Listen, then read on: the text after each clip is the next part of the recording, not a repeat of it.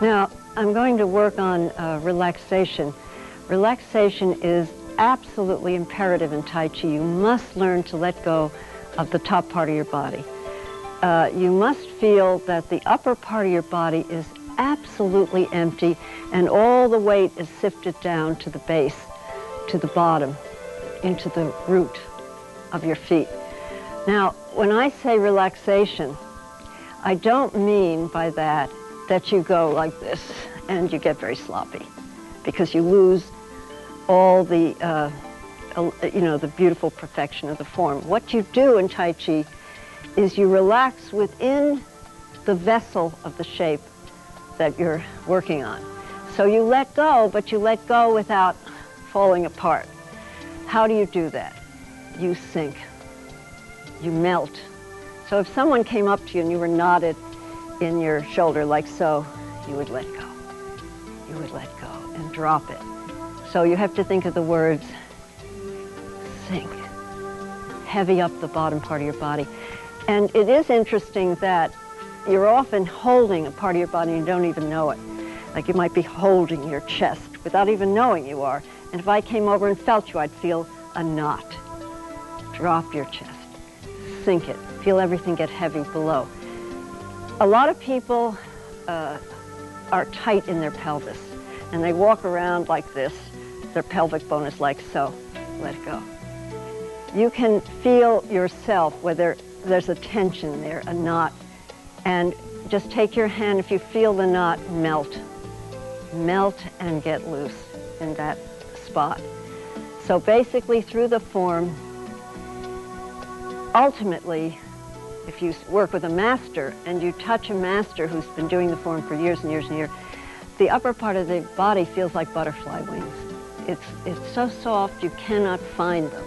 And what you're going to do as you do the shapes is you're going to get so soft and loose and relaxed and feel heavier and heavier at the base of your body. So we'll be talking about that a lot during the form.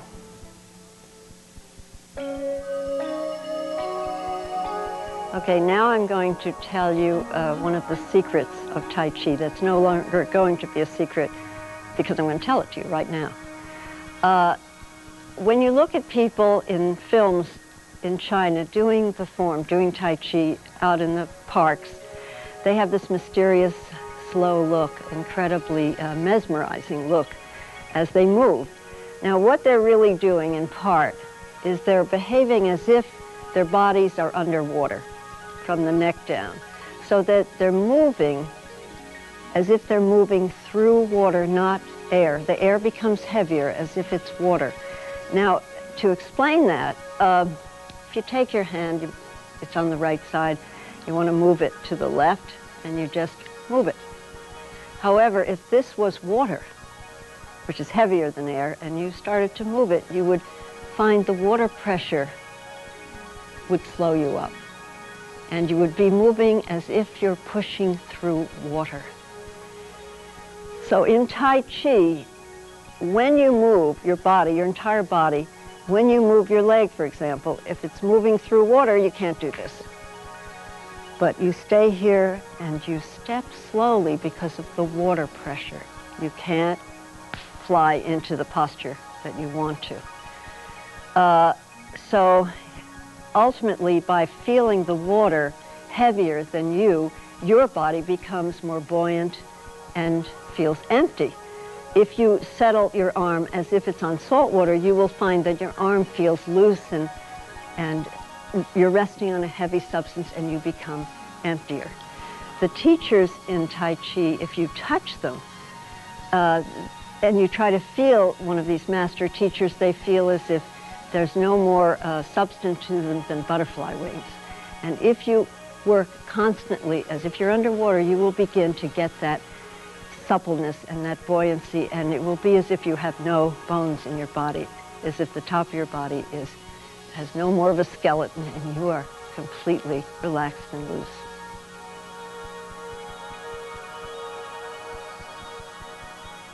In Tai Chi Chuan, they use the principle of yin-yang, yin being empty and yang being full. And all through the forms, you're working with the opposites, filling up one leg and emptying the other one, and going to the right to go to the left, and going to the left to go to the right. The shifting, if you consider an egg timer, a 3-minute egg timer, and there's sand on the top, and you turn the egg timer over and the sand sifts down to the bottom of the egg timer. It takes a little while for that to happen. If you watch it carefully, it's going to take 3 minutes for the sand to get down to the bottom. And then you turn it over and it starts over again. In Tai Chi, you fill up your left leg as if you're pouring sand down the leg. And now you've got to go, and this is empty and this is full of sand. So you shift over onto your right leg and you fill that leg with sand. Now this one has become empty. So you're heavy in this leg as if you have sand in it, and you step out with your foot and it's hollow. It's hollow. And what you do is you take the sand from your right leg and you shift it over into your left leg until most of your weight's in this leg, and then you turn. So you are constantly going from yang, empty, shift, yin. And now this becomes yang. And you pick up the toes and you turn. And this is hollow. And now you shift again and you fill it up. So that's the principle that you will be constantly using. You cannot go rapidly, because if you're over here on this leg and you're moving into this one, it takes a long time. Let's say you're in the city, New York City, and you're going to Chicago. It takes a long time to go to Chicago. You can't just go there. So you must learn to relax and slowly fill up the leg with sand.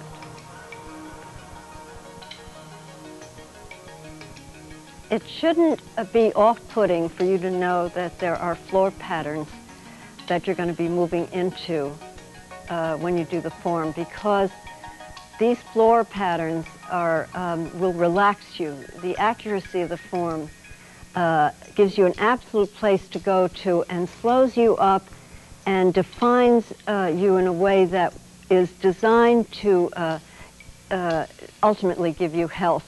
And although you don't know why you're doing these, later more and more will be explained to you. However, right now I'll give you a basic position that you will be continually moving into when you do Tai Chi. And that is that you will be moving into a position called the 70-30 posture. Now that one is a very important one for you to practice when you're doing the principles.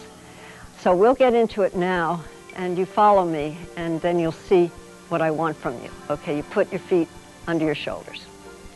Now move all of your weight into your left leg and then put your right foot at a 45-degree angle. So all your weight is in your left leg.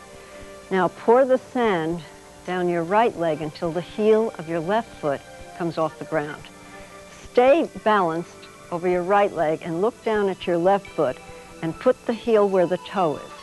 Try not to let the foot come in, but just place the foot in front, straight in front of you. Now move over and so that you're centered, and bend your knees, quarter bend, and now you're sort of in the posture called 70-30. 70% of your weight is going to be in your left leg, and 30% of your weight is going to be in your right leg. You are not going to sit, let's say you're sitting down on a horse. You're sitting on a saddle of a horse, in the center of the saddle. You are not going to let your body sit on the neck of the horse. You are not going to sit on the rump of the horse. You sit down right in the center of the saddle.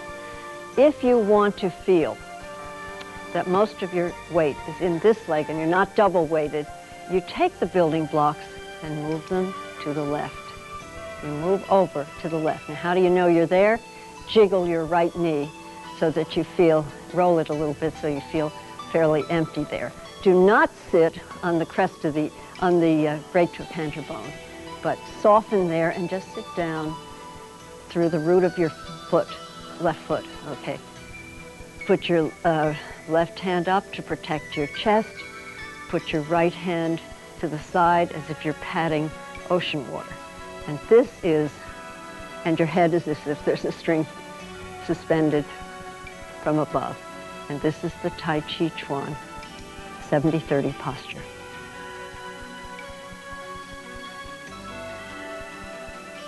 If you've ever read any books on Tai Chi Chuan, you'll find that one of the descriptions that often comes up is the idea of a cocoon of a silkworm and how the thread is taken out of the silkworm like so. Now, I have never seen thread being taken out of a cocoon, but I do know from what I read that if you start to hold the thread and you're moving it and then you slacken it at all and then try to start up again, the thread breaks.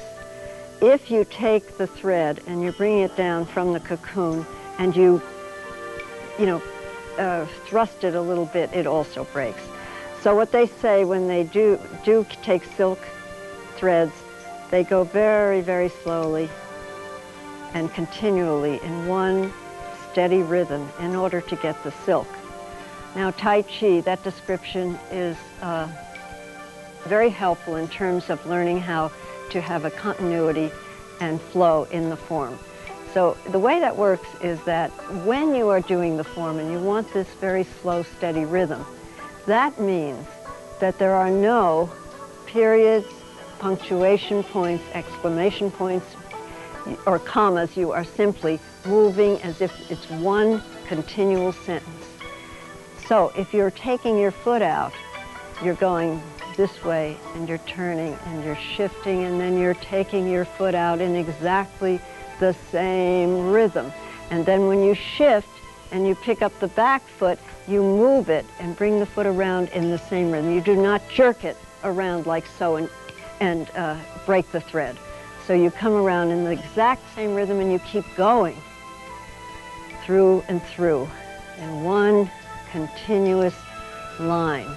Very, very, very slowly, but never with a jerk, never with a push or a thrust, but constantly in one singular continuous flow.